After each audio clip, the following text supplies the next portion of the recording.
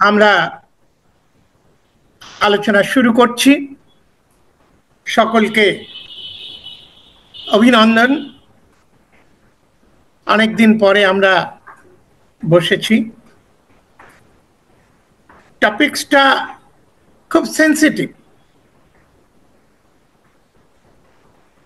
কারণ ইন্টারন্যাশনাল যে বডি আছে কৃষ্ণ কনসাসনেস, তারা তো রাধা রানীকে ছাড়া ভাবতে পারে না। ভারতবর্ষেও সেই একই ব্যাপার। বহু বছর আগে আগ্রাতে যাচ্ছিলাম, পথে পড়ল ওই মথুরা। রাস্তায় গাড়ি থামিয়ে মোড়ে মোড়ে ওই জয় শ্রী রাধা, জয় শ্রী রাধা, রাধা রাধে রাধে। ওরা ওয়েলকাম গুড মর্নিং বলে না, ওরা রাধে রাধে। তো এবং এটা অত্যন্ত কি বলবো, মানুষের হৃদয় ভিত্তিক বিষয়। আবার এটা ইতিহাস, সমাজ বিজ্ঞান, ধর্মশাস্ত্র, তাতেও আলোচ্য বিষয়। এবং বহু পণ্ডিত ব্যক্তি এটা আলোচনা করেছেন। যেহেতু এটা একটু বেশি সেন্সিটিভ,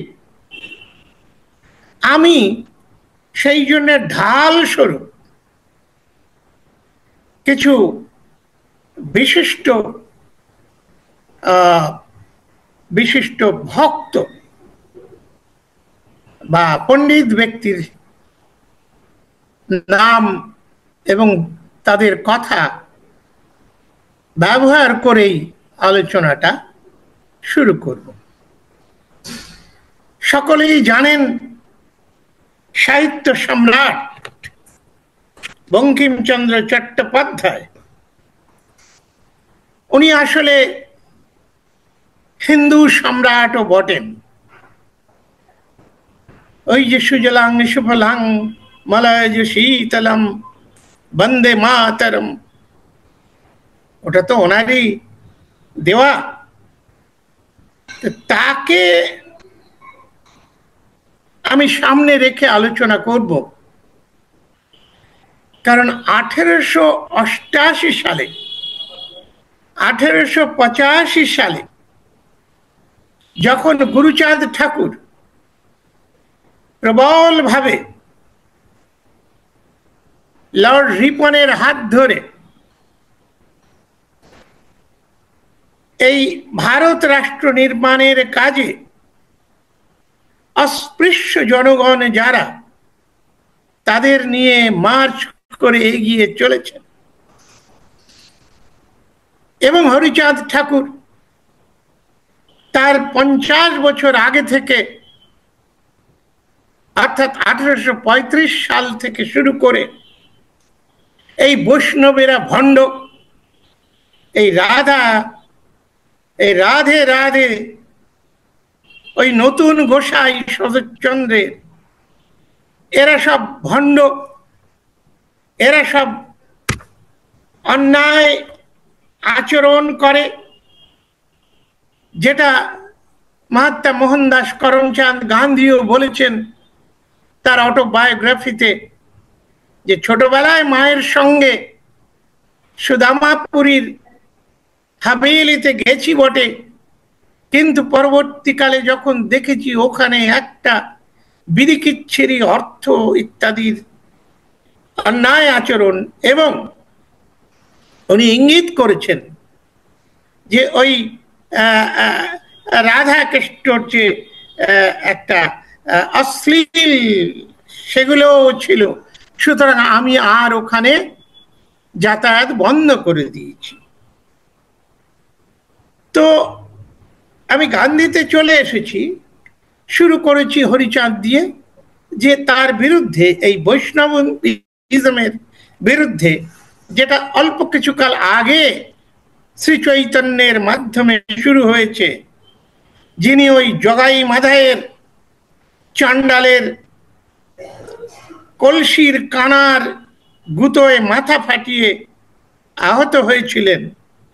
অর্থাৎ চন্ডালেরা যখন মুসলমান হয়ে যাচ্ছে, তখন এই ব্রাহ্মণেরা কি করে ঠেকানো যায়, তো এই বৈষ্ণব একটা আলাদা ব্যবস্থা করল। এবং সেই কালে তার যখন একটা ম্যাচুরিটি অবস্থা, যখন ভারত নির্মাণ কাজে, রাষ্ট্র নির্মাণ কাজে প্রথম স্টেটসম্যান গুরুচাঁদ ঠাকুর, তিনি যখন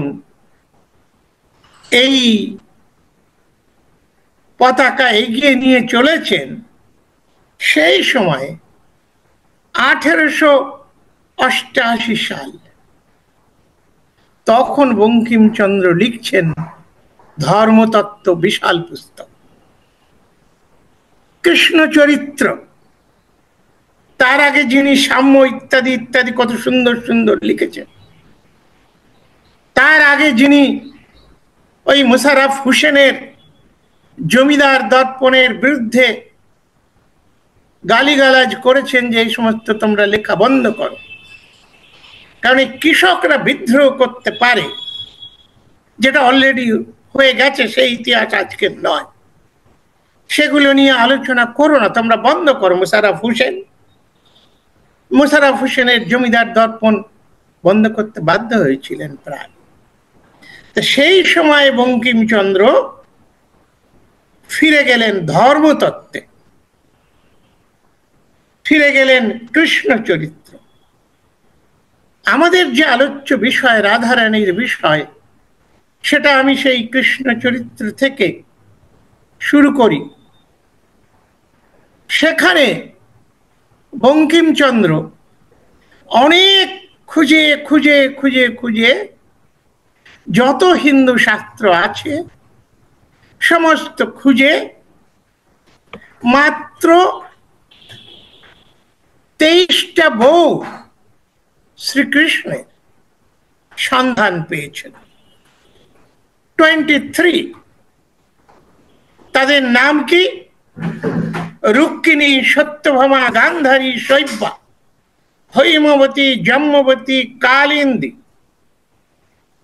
মিত্রবৃন্দা, সত্যনগ্নাজিতি, রোহিণী, মদ্রি, লক্ষণ, জলহাসিনী, সুদত্তা, পৌরবী, সুভাবা, সুদেভা, উপাসঙ্গ, কৌশিকী, সুত, সোমা, যৌধিষ্ঠিরী, ব্রতিনী, প্রশাপিনী এবং 23 নম্বর সুভীমা। বঙ্কিমচন্দ্র বলছেন যে শ্রীকৃষ্ণের প্রফ্লিগেট যে জীবন, সেটা আসলে তার কাছে ভক্তদের শিক্ষণীয় বিষয়, আর গোপিনীদের সেটা ঈশ্বর প্রেম বিস্তার। ঠিক আছে, সেখানে আমরা যাচ্ছি না তত্ত্ব কথায়। আপাতত দেখা গেল যে এই যে খুঁজে পেতে যে 23 জন স্ত্রীর নাম তিনি খুঁজে পাচ্ছেন, সেই 23 জনের মধ্যে আমরা কি আমাদের রাধারানীকে খুঁজে পেয়েছি? পেলাম না তো।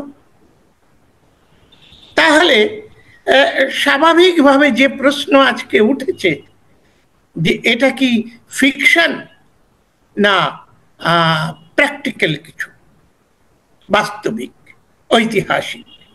অবশ্যই শ্রীকৃষ্ণের জীবনে এই 23 জন নারী যাদের স্ত্রী হিসাবে স্বীকৃত হয়েছে, এরাই বা কতখানি ফিকশন কিংবা বাস্তবিক ঐতিহাসিক চরিত্র, সেটা তো বোঝা যাবে না।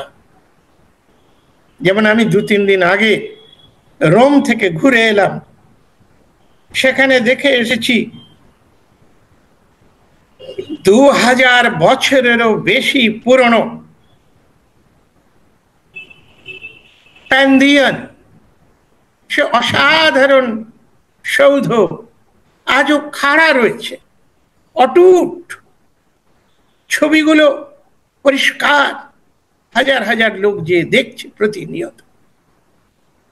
সেই রকম কিছু কিন্তু আমরা ভারতবর্ষে এই যে 23 জনের স্ত্রীর কথা, এরকম কোন প্যান্ডিয়ান বা কৃষ্ণ আবাস বা কৃষ্ণ প্যালেস, তার টুকরো আমরা কোথাও খুঁজে আজ পর্যন্ত পাইনি। সুতরাং ওই প্রশ্নটা ছেড়ে দিয়েই আমরা আলোচনা করব যে কোনটা বাস্তবিক, কোনটা ঐতিহাসিক, কোনটা কাল্পনিক। সেগুলো খুব রহস্যময়, সেগুলো জোর দিয়ে কিছু বলা যাবে না। তবে সেই যে সমস্ত তথ্য রয়েছে, সে যে কালেই লেখা হোক, সেগুলো কিছু কিছু আলোচনা আসবে। তাতে দেখা যাচ্ছে সাহিত্য সম্রাট, ভারতবর্ষের, ইংরেজ ভারতবর্ষের প্রথম গ্র্যাজুয়েট বঙ্কিমচন্দ্র চট্টোপাধ্যায়, তিনি শ্রীকৃষ্ণকে মনোগ্যামাস বা 1-2 স্ত্রীতে অভিভূষিত করেননি, 23 জন, একটা মালার মতন। নামগুলো আমি পড়েও শুনিয়েছি। এখন তাতে দেখা যাচ্ছে এটা যদি বাস্তব নাও হয়, এটা যদি ইতিহাস নাও হয়, এটা যদি পুঙ্খানুপুঙ্খ রূপে বিষয় নাও হয়, যেটা বঙ্কিমচন্দ্র বলেছেন, এটা অনেক জায়গা থেকে অনেক খুঁজে খুঁজে খুঁজে খুঁজে তিনি মানে ইতিহাসকে জোড়া দিয়ে দিয়ে বানিয়েছেন। তাও তার মধ্যে কিন্তু আমাদের শ্রীরাধার বিষয়টা নেই। সুতরাং ওই প্রশ্নটা অত্যন্ত স্বাভাবিক প্রশ্ন যে এটা কি ফিকশন রাধারানী, না এত যে রাধার কথা বলা হয় তা কি কোনো বাস্তব বা ঐতিহাসিক কিছু আছে কি? আরে কিছু নেই, তবে এলো কোথা থেকে? সে ব্যাপারে আমি একটু বলছি যে বঙ্কিমচন্দ্র লিখেছেন যে শ্রীকৃষ্ণের জীবনী গ্রন্থ হচ্ছে ভাগবত, শ্রীমদ্ ভাগবত।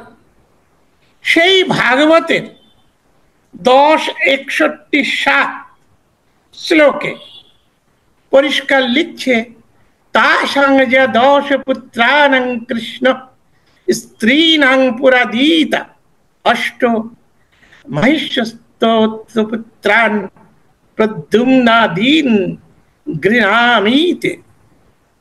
অর্থাৎ ভগবান শ্রীকৃষ্ণের 16,000 পত্নী ছিল এবং তাদের প্রত্যেকের 10টা করে সন্তান ছিল। বলুন দেখিনি কত লম্বা লিস্ট হয়ে যাবে।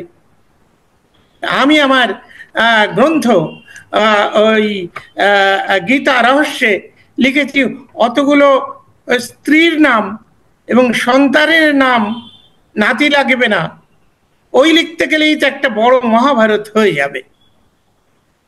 তো সেই ভাগবতেও বঙ্কিমচন্দ্র বলছেন যে রাধা রানীর উল্লেখ ভাগবতে কোথাও নেই। ভাগবতে যা পুরোপুরি নেই, কিছু কিছু ইঙ্গিত আছে সেই কুরুক্ষেত্রের যুদ্ধে, যা থেকে গীতা এসেছে 41টা শ্লোক নিয়ে। সেখানেও দেখবেন মাদ্রী আছে, কুন্তী আছে, দ্রৌপদী আছে, কত মহিলা আছে, বীরাঙ্গনা আছেন। তার মধ্যেও কিন্তু শ্রীরাধা নেই। বঙ্কিমচন্দ্র লিখছেন তার ওই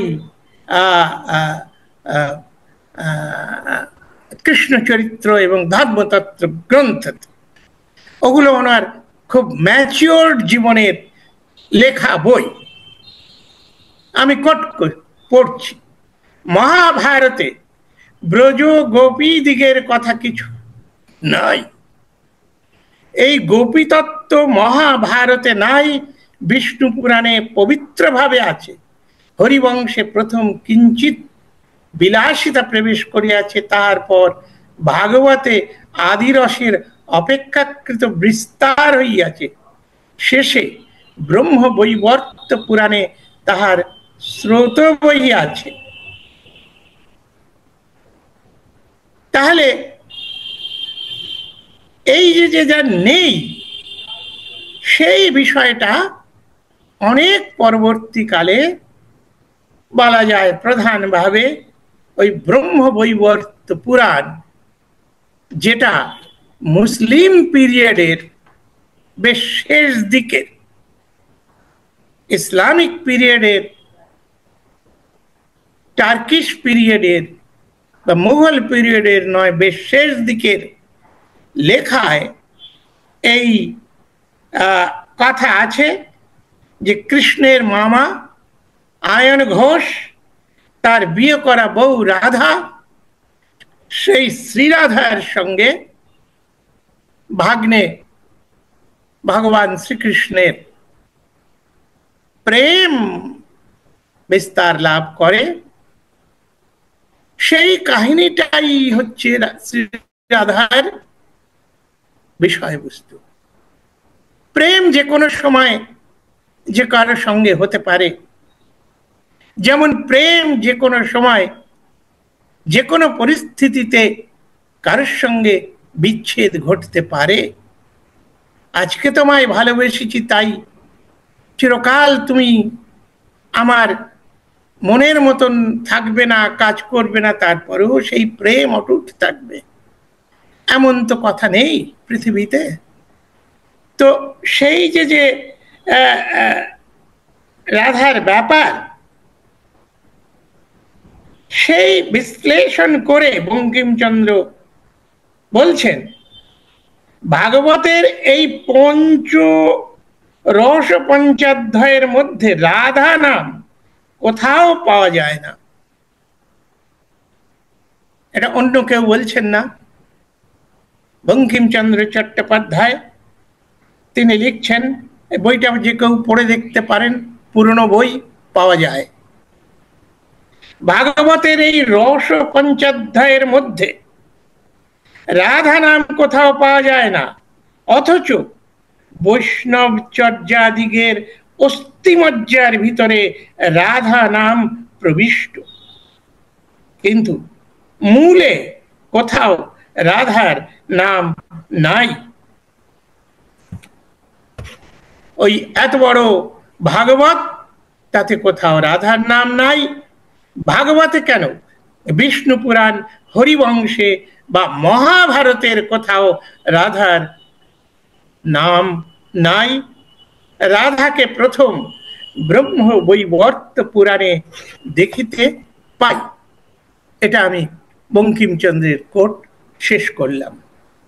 তাহলে আমরা বোধহয় খুব সহজেই কথা বলতে পারি যে রাধা পরবর্তীকালের একটি কাল্পনিক চরিত্র। আমি ছোটবেলায় তখন হায়ার সেকেন্ডারি পড়ি, দুইজন সত্য ধর্মাবলম্বীর মধ্যে তর্কাতর্কি এবং তা নিয়ে একটু বিদ্বেষ ভাব সৃষ্টি হয়েছিল সারা জীবন।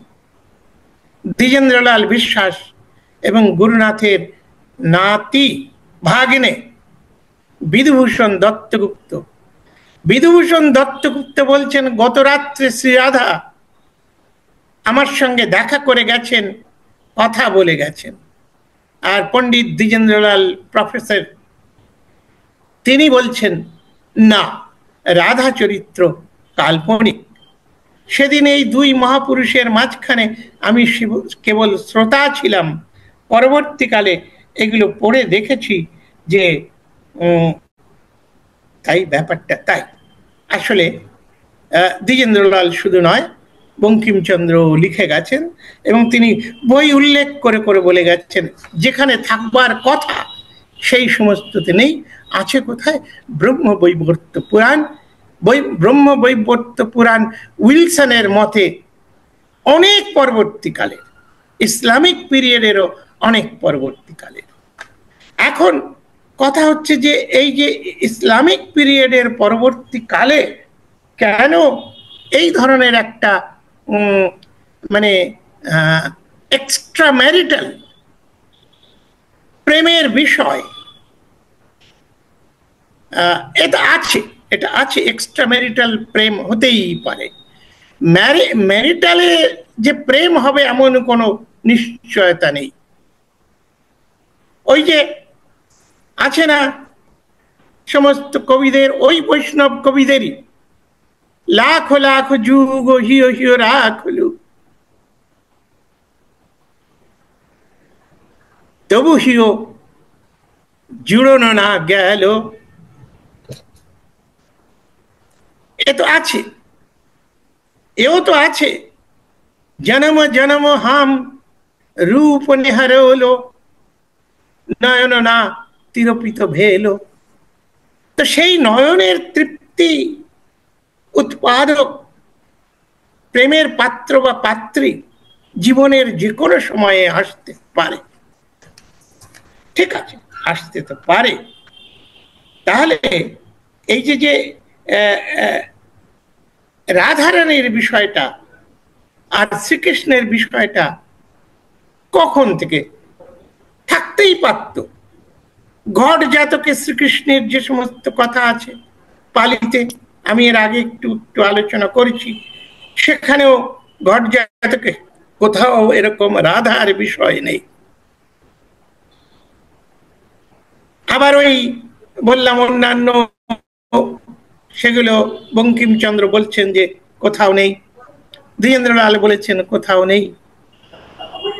অথচ আরেক দল ওটা বলেই চলেছে সেই ব্রহ্ম বৈবর্ত পুরাণের কথা থেকে। এমনকি রাধা কৃষ্ণ, রাধে রাধে শুধু নয়, রাধে শ্যাম, শ্যাম আর রাধা এই দুটোকে একসঙ্গে উচ্চারিত হয়। ওই যে 23 জন স্ত্রীর কথা উল্লেখ হয়েছে, তাদের মানুষ জানে না, কিন্তু জানে এই রাধাকে। তাহলে এটা কোন কারণে কিভাবে সৃষ্টি হলো? বাংলা সাহিত্যের ইতিহাস পড়তে যে শ্রী শ্রীকুমার বন্দ্যোপাধ্যায়ের বইতে উনি সুন্দর লিখছেন যে যখন তুর্কি আক্রমণ হলো, এই যে চণ্ডাল জাতির যে বিদগ্ধ পণ্ডিতেরা, কবিরা, ওই যে চর্যাপদের লেখকেরা, তারা যখন ছিন্ন ভিন্ন জীবন নিয়ে পালিয়ে বেড়াচ্ছে, বাংলার ইন্টেলেকচুয়াল ধ্বংস হয়ে গেছে, এবং সেই জন্য বলা হয় ওই যে ব্রাহ্মণ্যবাদীদের হাতে, সেন রাজাদের হাতে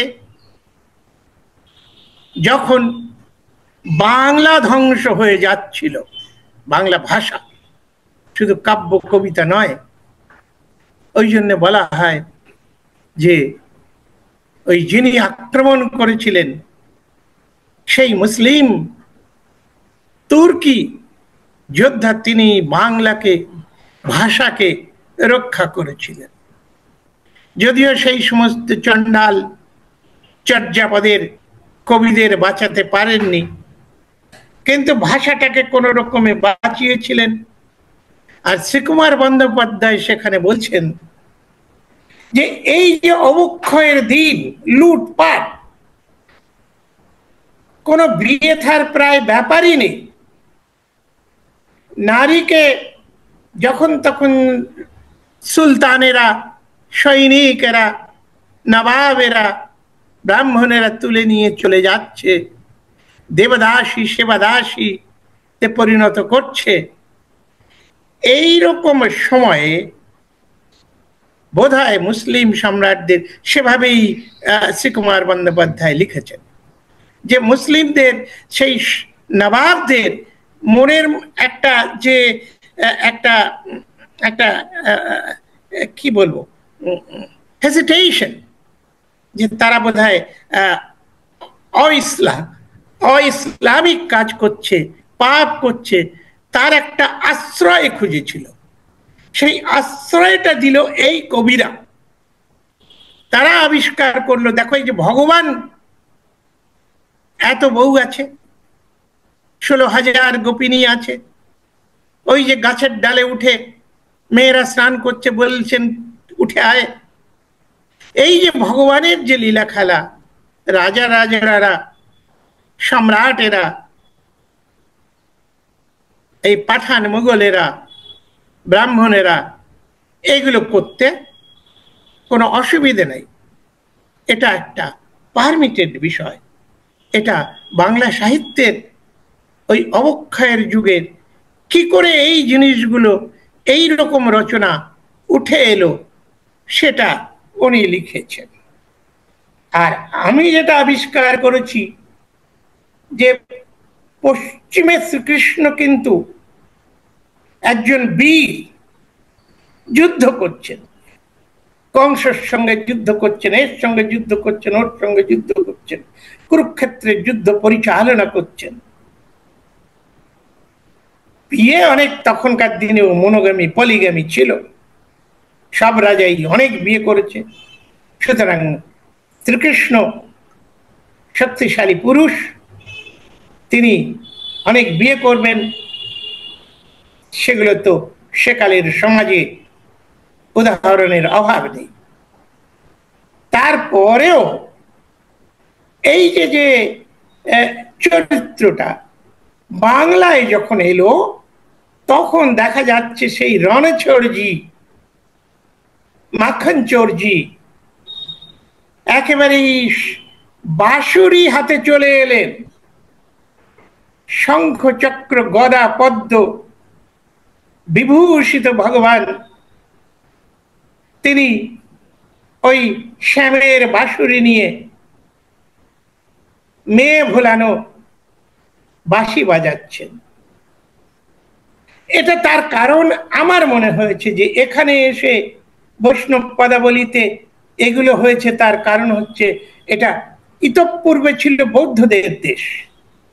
বৌদ্ধদের যে অহিংসা, তার মাঝে সরাসরি এক লাফে সেই শ্রীকৃষ্ণকে যদি হিরো বানাতে হয়, তাহলে তলোয়ার নিয়ে ভয় পেয়ে যাবে বাঙালি। সুতরাং তাকে এই প্রেম, এবং সেই প্রেম তখন তো কোনো বৌদ্ধ রাজা কিংবা কোনো হিন্দু রাজা নয়, তখন একটা অবক্ষয়ের যুগ, সবে বিদেশিদের ডেকে এনে তাদের হাতে রাজত্ব তুলে দেওয়ার যুগ। সেই ভাঙনের সময়ে এই সব কবিতাগুলো এসেছে, এবং সেই জন্যে কালে কালে নানানভাবে শ্রীকৃষ্ণকে কালাচাঁদ বলা হচ্ছে, এবং রাধাকৃষ্ণের বিষয়টা এমন গ্রামে গ্রামে ছড়িয়েছে লোককথার মতন করে, শুধু বৈষ্ণব পদাবলিতে নয়। আমরা জানি, অনেকেই জানেন, সুখসারীর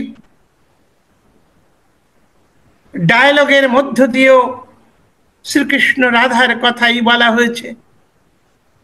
যেমন একজন বলছে, সুখ বলে আমার কৃষ্ণ মদন মোহন।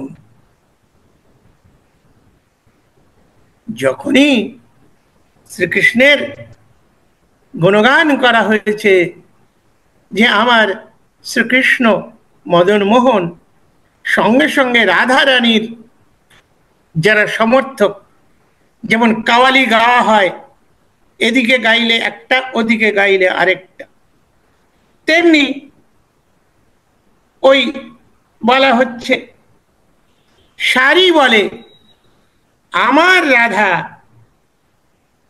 বামে যতক্ষণ, নইলে শুধুই মদন।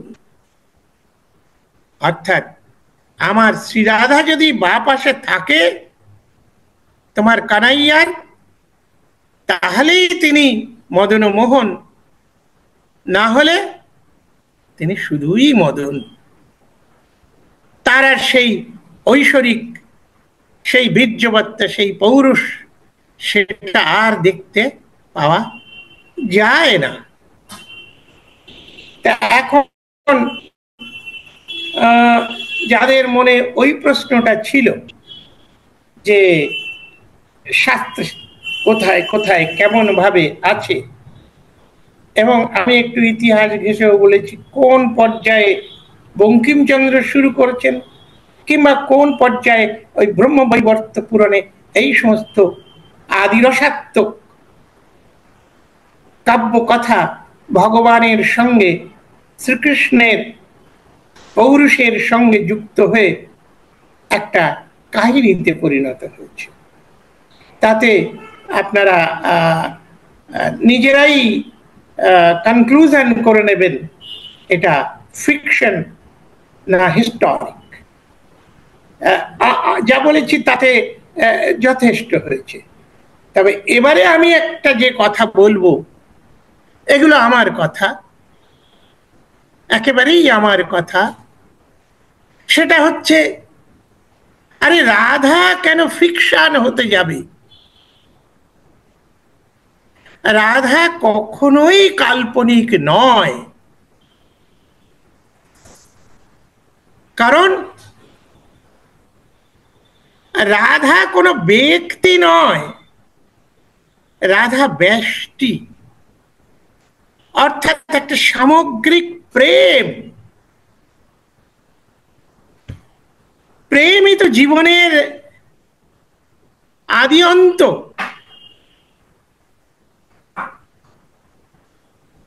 এই পার্থিব জীবনের,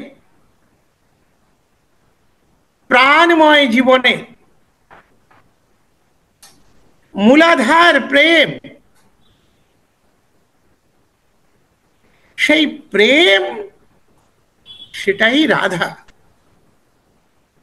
ওরা একটা ব্যক্তিকে খাড়া করেছে ওই সময়। সেই সময়ের সমাজের কি অবস্থা ছিল, যৌনতার প্রাবল্য কিংবা লুটপাটের প্রাবল্য, অত্যাচারের প্রাবল্য, যাই হোক না কেন প্রেম তো থাকতে হবে। প্রেম বাস্তব। ওই জন্যেই ওইগুলো এসেছে যে রাধা রানীতে আছে যে গাগরি বাড়ি ডালি করে পিছল কণ্টক গাড়ি, মানে শ্রীরাধা শ্রীকৃষ্ণের অভিসারে যাবেন। এখন তার তো স্বামী আছে, লোকে তো নিন্দা করবে, সুতরাং গোপনে তার অভিসার রাত্রির অন্ধকারে, পায়ে কাটা ফুটলে যন্ত্রণায় যদি চিৎকার করে ওঠে, যদি পা পিছলে পড়ে যায় বৃষ্টির কাদা জলে, সুতরাং রোজ প্র্যাকটিস করছেন তিনি কি প্রেমের আরতি। গা গরি বাড়ি ঢালি করি পিছল কণ্টক গাড়ি, চলো তো হি অঙ্গুলি চাপি। সেই শ্রীরাধার কোমল পায়ে, সেই ব্যথায় যাতে কেঁদে না ওঠে, শব্দ না করে। তো এক প্রেমের যাত্রা। এ প্রেম তো আজও পাওয়া যায় ঘরে ঘরে। সুতরাং এই যে প্রেম, যে প্রেমেতে জগৎ সৃষ্টি, এটা গুরুনাথের গান, যে প্রেমেতে লয় দৃষ্টি, যে প্রেমেতে তার পালন, অর্থাৎ সৃষ্টি স্থিতি লয় বা সত্য রজ তম, এই সমস্ত গুণের যে ঐক্যবদ্ধ রূপ, যে প্রেম, সেই রাধাকে যদি আমরা একটা ব্যক্তি নারী হিসাবে না দেখে যদি প্রেম হিসাবে দেখি, যাদের জীবনে প্রেম এসেছে তারা বুঝতে পারবে যে এই তো, সে রাধা হোক কিংবা অনিক হোক কিংবা স্বপন কুমার হোক, সে বঙ্কিম হোক কিংবা রবীন্দ্রনাথ হোক, ওখানে ব্যবহারগুলো তার ওই রকমই হতে থাকবে। হতে পারে রাজনীতির কারণে সেকালের, হতে পারে সেদিকে সমাজের কারণে, সে হতে পারে ব্রাহ্মণদের কুৎসিত কদাচারী, ওরা তো ওই মন্দিরে মন্দিরে বানিয়ে রেখেইছে, কি যেন বলে ওদের, ওই টেম্পল প্রস্টিটিউটস যাদের আমরা ইংরেজিতে বলতে পারি, বলা হয়েছে। তো এগুলো তো ওরা করেছে, কিন্তু আসলে বিষয়টা যেখানে আমরা যদি সেই প্রেমের তত্ত্বে বা প্রেমকে দেখতে পাই, তাহলে দেখব ওটা কিন্তু রাধার জীবনটা পড়ে দেখবেন যে কেউ, ও কিন্তু তারই অভিপ্রকাশ, তারই ব্যঞ্জনা। সুতরাং আমি মনে করি সেদিক থেকে ওই একটি নাম প্রেম না বলে আমরা রাধা বলেছি এই মাত্র, তা না হলে ওটা বাস্তব, একেবারেই বাস্তব, ও কালাতীত বাস্তব, শুধু বাস্তব নয়। আমার মনে হয় আমার আজকে এখানে শেষ করা দরকার।